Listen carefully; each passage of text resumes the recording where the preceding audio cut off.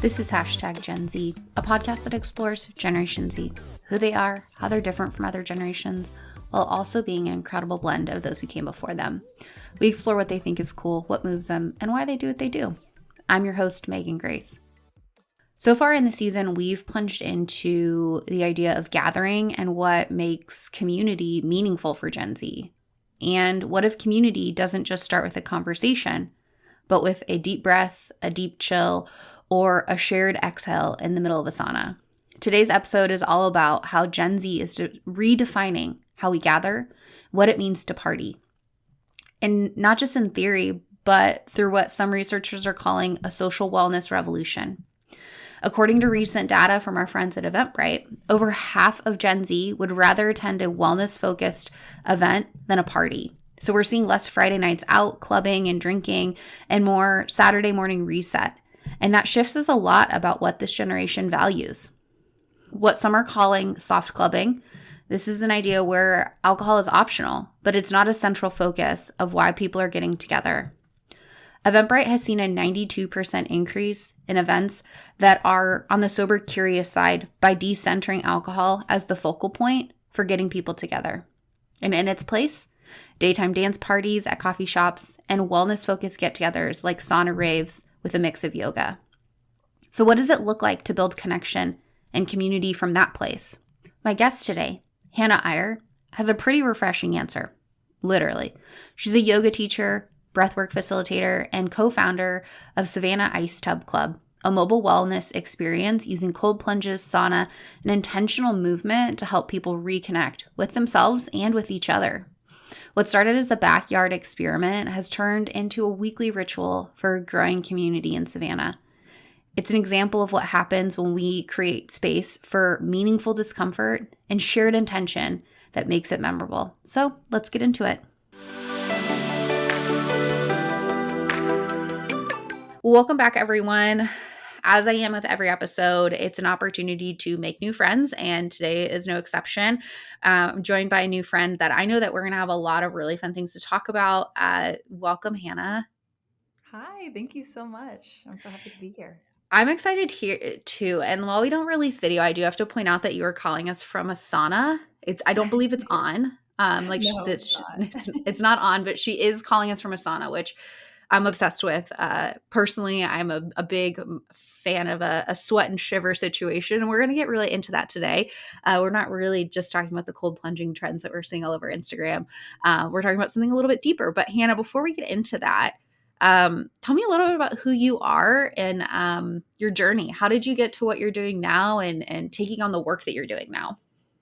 I moved to Savannah about 8 years ago, and since then, I've just kind of been trying to find my place in the town, in my life. I started out studying at SCAD and realized that wasn't quite for me. I accidentally ended up doing my yoga teacher training, which was a funny little story, but did 200 hours of yoga teacher training without planning to do it. And that totally changed my life and led me looking for more health and wellness related activities. And when I was doing that teacher training, I was with other like minded people my own age that, just wanted more from life. I spent a lot of my early 20s feeling kind of lonely and wanting more.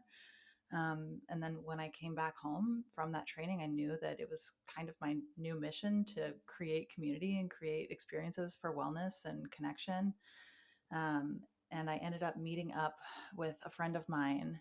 His name is Peter Van Bressel. He's become my partner since then. But he bought an ice tub one day, said, "Does anybody want to try this?" And we just kind of met up in somebody's backyard with a big old rubber tub. And I tried cold plunging for the very first time. It was New Year's Day, 2024. And I hated it and I loved it all at once. I was still drunk from New Year's Eve. And as soon as I got in there, my whole mindset shifted. Um, it took me completely out of still being drunk. I was ready to go and deadlift a school bus afterwards. Felt so good. And I felt so good that I rounded up my friends and made them drive out to the beach and cold plunge again later. And so then what became this amazing moment of just like a light switch moment turned into, well, let's do it again next weekend and let's do it again next weekend. And then it turned into just a weekly community event, and we've been doing it for like 2.5 years now. There's just so much that I love about that. One, I think everyone that starts cold plunging hates it, right? Like I wouldn't say I'm like an enthusiast, but when given the opportunity, I'll plunge. Like I'll plunge, I'll get into there. And the first time I did it, I was like, who in their right, like the sauna part of like doing the contrast therapy. I'm like, yes, sign me up for that. I'm a little lizard in there. The minute it's like, okay, now go get cold. I'm like, but why are we doing that? I did it. And then after that, I think it was like the minute I was done, I was like, when can I do this again? Exactly. And so it's really invigorating. It takes time. People think like, oh, I'm just going to be in there. And, I have friends that I've taken. There's a place I like to go in Asheville, actually, when we're in town. And we took friends, and after that, they admitted they're like, it was rough the first time, but now we go like every other week. And I was like, I knew it. It's Yeah. good for Was it you. You feel good. was You it feel drip good sauna? afterwards. No, we went to Sauna House Okay, in cool. Asheville. Also amazing.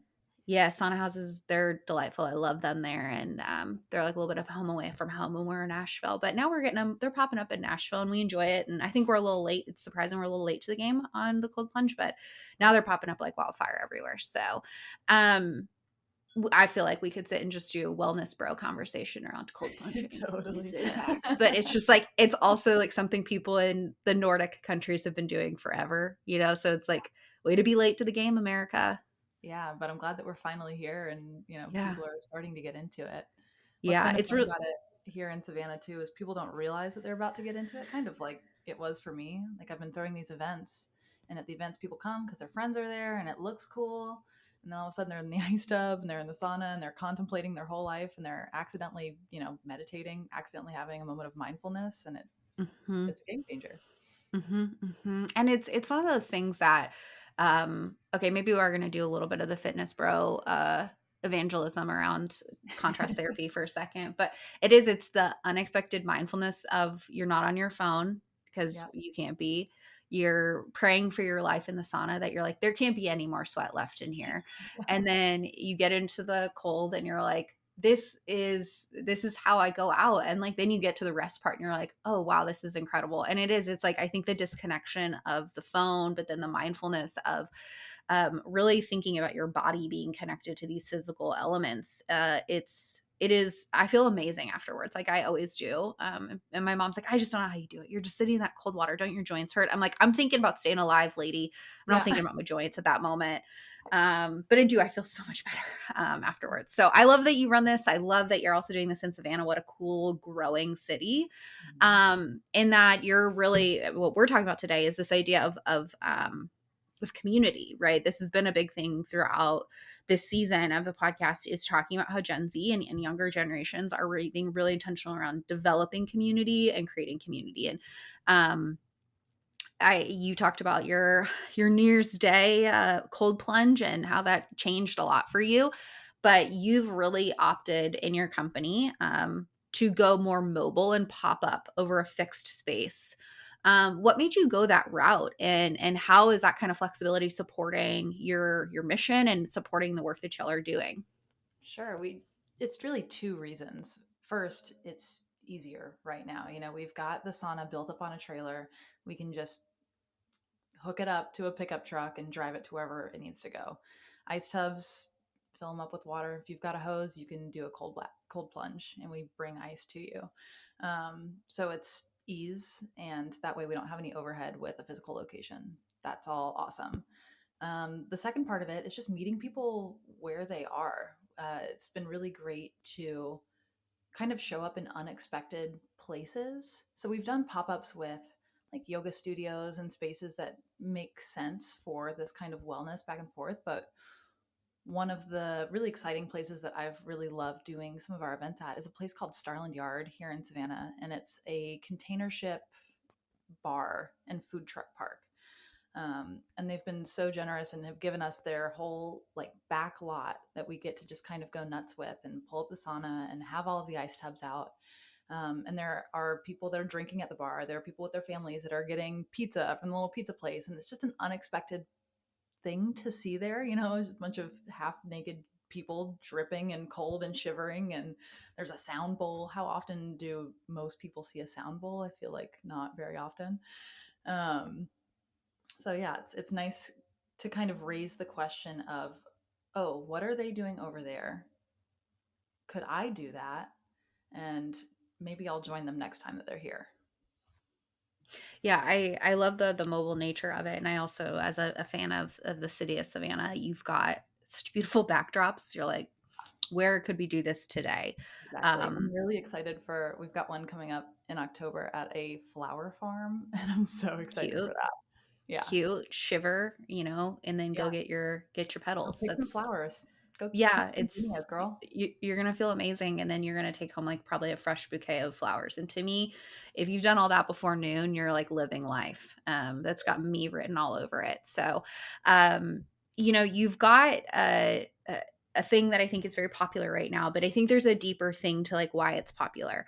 How did you all go about choosing this specific combination of cold plunge, sauna, breath work, group movement, and music, and really how does that talk to a deeper level of the experience that you are creating for the people that are showing up for these community events? Yeah, so a lot of people, when they first think about doing a cold plunge, they think that they absolutely cannot. And a lot of times when people try it for the very first time, they have no preparation. They just get right into the cold and they're just not set up for success.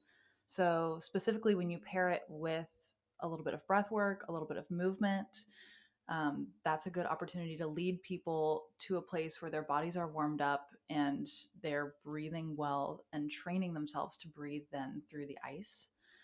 Pairing that with the sauna is just classic Finnish, Nordic goodness, that contrast therapy going back and forth. The sauna is actually pretty new. We built it in spring of this year. So it's been a nice addition for all of those people that say, oh, I could never cold plunge. Well, maybe you could sauna, and so then that is kind of a gateway into getting into the ice. And then bringing in the DJ. Some of our favorite people that come to Cold Plunge regularly are really talented community members. So we've got this amazing DJ that we love that comes and cold plunges with us every week. His name is DJ Jose Ray, and he's just been an OG Ice Tub Club member, and he's also just so talented. So obviously, we had to have him there spinning some records. And so then he just creates this really beautiful vibe that everybody can kind of relax into. He also DJs the yoga or whatever sort of movement that we have beforehand. So he just like follows what the yoga teacher is doing, is super intuitive with it, and just creates a journey for people, which makes it a lot easier to sink into the benefits. Absolutely. Shout out to DJ DJ Jose Jose Ray. Ray. Yeah, I hope he's tuning He's a in. sweet guy. And I really love that there's this like element of intentionality around the community that y'all are trying to create. And meeting people where they're at is a big one, especially when you're doing new things. And I think that while we could sit and talk about like the individual mental powers that I think cold plunging and sauna provides for people, there's something I think that people I won't say it's a cult following, but a little bit of like this. People get really excited when you do it. Like I've done it by myself. I've done it with my husband. I've also had friends go with me. And the communal aspect of it is actually something that it's more fun when there's friends around because you're like, that was pretty rough the first round. Yeah. But there is, I think, and why you and I are connecting today is this deeper element of community that we're seeing and that need. And you've already talked about in your early 20s wanting something of a little bit more depth. And building that community is not like necessarily an easy thing. It doesn't come together overnight. So what do you think are some of the bigger challenges of organizing wellness focused community events? um, Logistics, finance, culture, what how have you addressed each of those in developing something that is community focused, to bring people together around wellness? Well, one of the major hurdles that we've had transitioning this into a business where we're throwing events is that we were doing it as just a community session every week. So trying to balance those two things where it's like, okay, people come and it's donation based.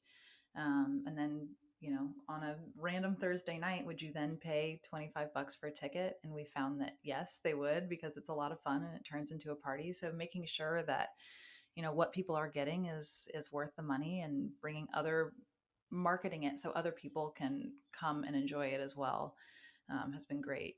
We typically have our events at like $25 a ticket, which is not anything more. Sometimes it's less than just a single yoga class in town. So getting to have everything, the fun and the community, and you're chatting and encouraging one another. And we have people that give massages and read tarot cards and all of that good stuff at events too. So it's just trying to figure out the value per ticket has been one of the biggest mental games How for us. and I appreciate that y'all are taking this from like a accessible and kind of low cost barrier mindset, because yes, $25 is I don't want to say accessible because I don't know everybody's finances, but anytime I've done it, I've paid Yeah. more than that. I'll just tell you that right now. Mhm. And you're absolutely correct. Like a yoga class, a standalone yoga class, sometimes people are just charging you $25 to get in the door, Yeah. to be there. And so, beyond the financial element of it, the logistics, I mean, it sounds like you are really leaning into like, how do you take ownership of the logistics, but also be a good community partner? Mhm. How are you setting the tone culturally with your gatherings around, not like who this is for, right? You're keeping that open mindset, but culturally around what it's about and how it serves community.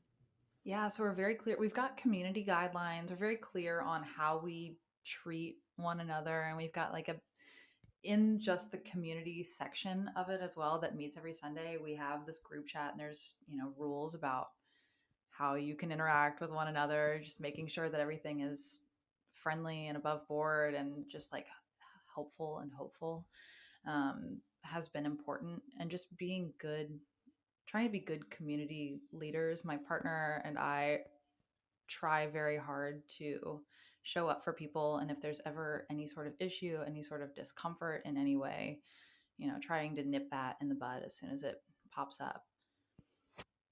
I think that that's a important element of like, sometimes people are like, culture just happens, right? It's like, actually, like, culture is norms, right? Culture is values and expectations. I'm a big fan of Priya Parker's like art of gathering mindset of setting the expectation, and the purpose of why people are there sets everyone else up to succeed. And even if it is something that feels, I don't want to say loosey goosey, but sometimes like wellness events feel like just like be with your body, and it's like, but also be with your body and be mindful of other people, right? Like do both of those things. And I appreciate that approach that y'all are taking of like, we have expectations, and these expectations help everyone have a better experience overall. So now I want to think about, because really, what y'all are doing in Savannah, um, is, I think, a larger part of a larger movement, not just like cold plunging, but what we're seeing with how people are coming together and how people are gathering around things. Um, Around what it means to have a party, what it means to have a get together, what it means to gather is really changing. And I think older generations are looking at Gen Z's relationship that's evolving with alcohol and partying and self care. What do you think is often misunderstood around this trend of how Gen Z is changing this relationship with partying being synonymous with drinking, or partying being synonymous with going out and clubbing? Sure. I mean, I think it can be confusing for other generations, or people that just haven't tried it themselves, because for so long to let loose was to be able to have, a beer with your friends. But now, we've become so separated from one another. Like we're equally connected and separated through just social media and the way that we live our lives.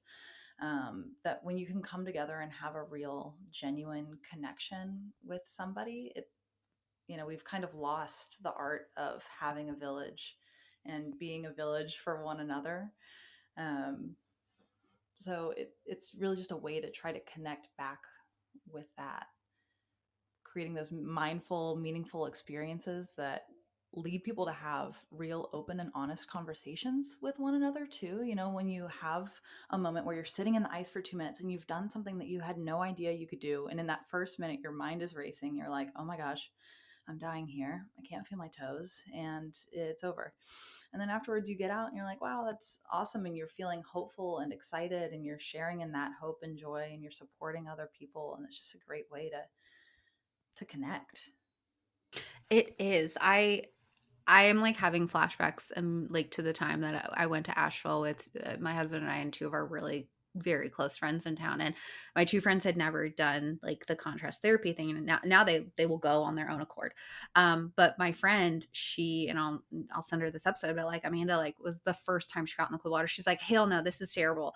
And then by the end of the hour, she's like, have you tried dunking your head underwater? And I was Yeah. like, okay, so you are a different person now. But like we laugh about that. We're like, remember how you were in so much pain the first 15 minutes of this experience, and then you were like, hey, let's play mermaids in the ice cold water. And it's like it's this difference. But it was, I going into that, I was like, I love doing this. You don't have to go if you don't want to go. But they all went because like I wanted to go, and we still have that social connection, and it really is such an interesting and a different way to get together. And these are friends where like we went to like breweries afterwards, right? So we still connected around the social drink. But I loved that we kicked off the day doing something that I don't think in any other world we would have done. But it was this moment of like, yeah, you were frozen and now you're alive. I'm happy Yeah, for you. And so we still to this day still joke about that, and kind of the time that she was like a naysayer and now she's going all by herself. absolutely. Yeah, that's And sort it of is, how I was, that first day. I was like, maybe I shouldn't go. I still feel awful from last night. And then my friend dragged me there. And then now I'm running now it. you're so into it. I'll So have to into it. connect you with my friend Oh, Amanda. Maybe she'll start the Nashville chapter of the club.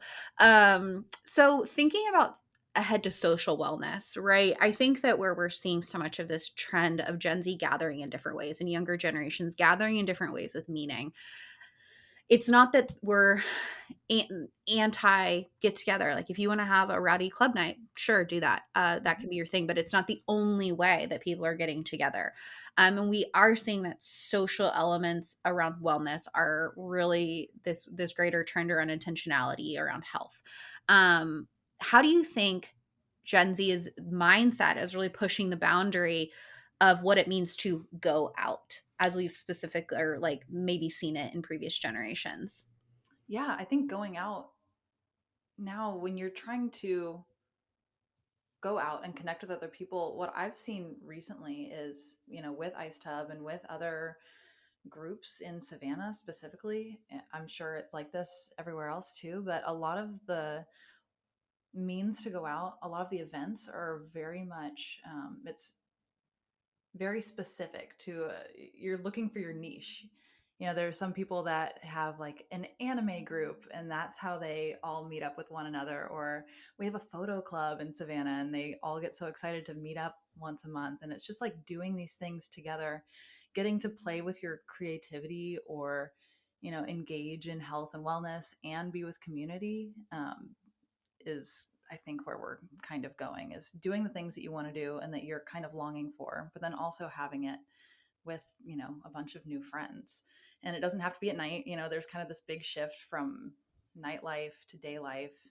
In Savannah too, it's gotten very almost boring. Like for a long time, that's all there was to do, was to go out and go get a drink. Savannah's like always been a drinking town. We had rum runners back when Savannah was first founded, and you can drink in the streets. You can walk, get a to go cup with your beer and walk from one bar to the next. So it's definitely been a huge part of our culture here. And I think people are just tired of it. They want new ways to get to know one another. I think that's really an astute observation. I also live in a bit of a party town. And it's cool to see, and maybe it's like Savannah has like some similar vibes to Nashville, where there's definitely like the area where people go to have their party, but the everyday citizen is not really going and maybe they are, but not on a daily basis, walking up and down River Street being like, let me go bar to bar and like Yeah, let me be drinking with my open container. sure. I think that it's the broadening of what it means to go out is really actually allowing more people to feel like they can find their niche and be social. Um, I think what I really enjoy about Gen Z is they are creating these spaces, like our friends at Eventbrite kind of call it soft clubbing, Yeah. where it's a daytime party like what you all are doing. And if you wanted to have a beer at the brewery that you're hosting it at, you can, but there might also be like a kombucha, or there might be something else that I think it's actually a more inclusive way for gathering of the social connection is not just being defined by a relationship to drinking or a relationship to a substance. So that gives me hope that the youth are steering us in the right direction personally. And we're not saying like no beer, but we're saying, hey, there are other options that you have too. You can Yeah. also, like at our bar that we do it at, they give us half off mocktails at the bar, and they make a little mocktail list for us. And it's awesome. It just is a nice little way to feel more included in that space. Yeah, God bless, because I don't know why we're out here charging $9 for mocktails when it's fancy juice. That's my PSA. Charge less for mocktails. It's Bring fancy your own juice. Tropicana to the bar. Yeah, right. Like I can bring my own orange juice and put a little sparkling water in it. No shade. I love that you have that partnership for the mocktails though, because that is like I would be willing to run for office on the campaign that mocktail should never be more than $5. Because it's Yeah, juice. It's it's huge. juice. Okay, Hannah, let's talk a little bit more about what people can do with this, right? I think that there is this big draw and there's this big attraction to wanting to gather for reasons that matter a little bit more and have a little bit more connection to who we are as humans and not just what's in our hand or and how we're using substances. For someone who might be wanting to emulate some of the things that you all have been doing with a wellness first community or I call it like an alcohol alternative community. What advice do you have for someone who might want to get into that kind of space, but doesn't really know where to start? Honestly, just start. Like, find what your first step is going to be and just start moving toward it. I'm really big on overthinking and then not acting. And that's one of the things that my partner Peter has really inspired me. He just does things. He's like, oh, there's trash on the ground. I'm going to create a Savannah cleanup group. And he's got like a cleanup group. So it's like, doesn't have to be that hard. Just put it out there that you're interested in doing this thing and offering this thing to the community. And if you're interested, other people probably are too. And you might have small numbers at first, but if you are consistent and you continue to offer it, then more people will come and your community builds. I think it's we get into spaces where sometimes as humans, I think we forget that our weird thing is not actually that weird. Yeah. And that it's like you just have to find the people that care about the same weird that you do. Quotes around weird, right? So like if Peter loves picking up trash, like one, God bless him, people like Peter is how the world goes around. But there's also probably someone else that really cares about clean streets, right? And so it is the power of one person like Peter that allows other people to find their weird, as what I say is like there's someone that's going to like the same things you do. It might not be in your immediate friend group, but you might find someone and you're like, do you want to go sit in an ice cold tub of water with me on a Saturday morning? And they're going to be like, yes, that sounds amazing. Thank you so much. And so I love that approach of don't overthink it, just do it. And it could just start with your group of friends in a backyard, right? Just like you all did. We're working on, my husband and I, we are about to, we're gonna test run our weird. We're gonna host a Lego building night. Yes. Of timed Lego challenges because we love Lego Masters. Like we Yeah. love that show. And well, he loves it more than I do. And I like to socialize. So I'll do whatever. But And it's will like, our heads there. Yeah. yeah, of course. I was like, I feel like I could host this, but I have no guidance for these people. I would just be like, that's cool. But we want to do a Lego Masters like challenge at our house Yeah. because that's our weird. Like we love it. And even just having, we're like, yeah, I guess you could bring your kids. Like, I don't care, right? Are they going to be better than me? That's my only question. Are they going to be better? But we're trying not to overthink it and just be like, okay, have 2 people over and then we'll have 6 people over. Then we'll have 10 people over. Then we'll go somewhere else and do it. And so it's just this fun thing of like, you got to find your weird. Absolutely. Find your weird. Find your people, hold them close. But it just takes the person. Shout out to Peter. If Sure. he's listening, Peter, thank you for being the doer and bringing us together. But Hannah, it's been so wonderful to chat with you about how you're developing opportunities for people to gather and feel in tune with themselves and feel connected to other people in that. And I think that connection in the mind, the body, sometimes feels like a very individual thing, but it's really powerful when people are able to get together and do it as well. So thank you for sharing all that. But before I let you go, what's your favorite thing about kind of working with Gen Z? If you have Gen Z peers, but the people that are in your community, the Gen Zers that you get to engage with through the work that you're doing.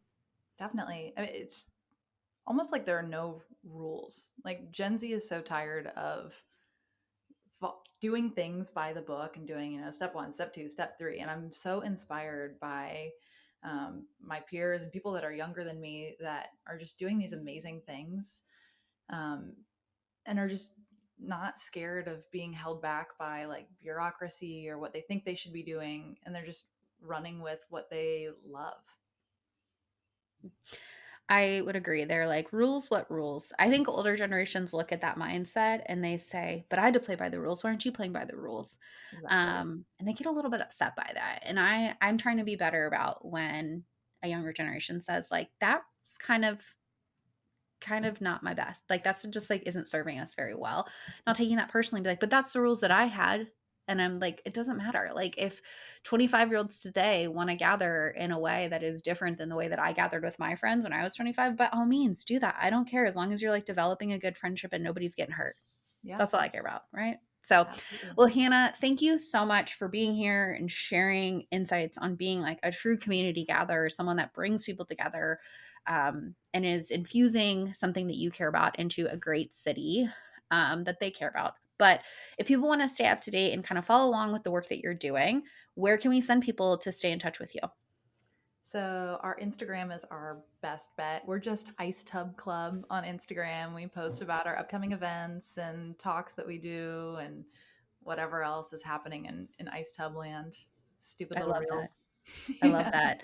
People just shivering and being happy, but they're happy Yeah. because they're in Savannah and they're probably going to go eat something delicious afterwards. So, well, Hannah, thank you again for being here. It's been so fantastic to connect with you.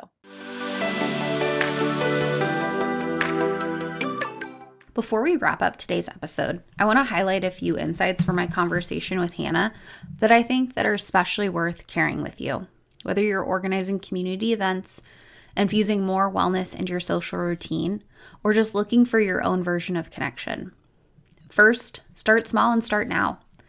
Hannah reminded us that the most meaningful things begin imperfectly. Her community started in a backyard with one ice tub, one idea, and a few curious friends. You don't need a perfect plan or a big audience, just the courage to try something and the consistency to keep showing up. Second, people are craving depth, not just downtime. Cold plunges and sauna might seem trendy on the surface, but what Hannah is building is much deeper. It's about creating space where people can pause, reflect, and reconnect. And these aren't just wellness practices, but they're becoming rituals of resilience. And people show up for that and to support each other. Third, community needs culture, not just logistics. It's not enough to throw in an event and hope for the best. Hannah and her team set clear community guidelines, lead by example, and create a safe, intentional vibe. This helps people feel included, respected, and welcomed. Culture doesn't just happen, it's designed and nurtured. Fourth, Gen Z is leading a shift from nightlife to daylife. Whether it's contrast therapy, mocktails, or meetups around shared interests, Hannah's work is a part of something bigger, as we're seeing with trends with Gen Z. It's about redefining what it means to go out. It's less about escapism and more about alignment. Fun can still be fun. It just doesn't have to come with a hangover or doing things that you just don't like doing to socialize. And finally, your weird is probably someone else's favorite thing too. Lego building nights, sound bowls in a parking lot, or freezing your face off in an ice tub. Whatever your thing is, lean into it.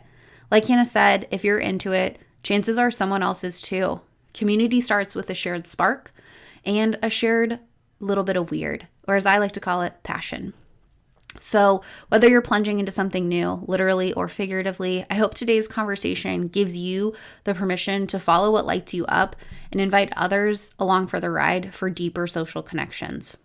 You can follow along and keep up with Hannah and the Savannah Ice Tub Club on Instagram at Ice Tub Club.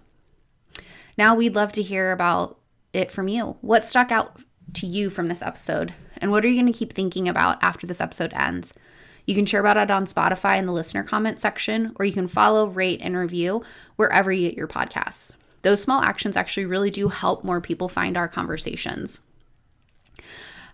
I'm not really sure how we got here, but we're wrapping up the 2025 season. Time flies when you're having intentional fun. However, we're always looking for new timely topics and insightful guests to feature as we start thinking about next season. If you have a suggestion, feel free to share your thoughts using the form on my website.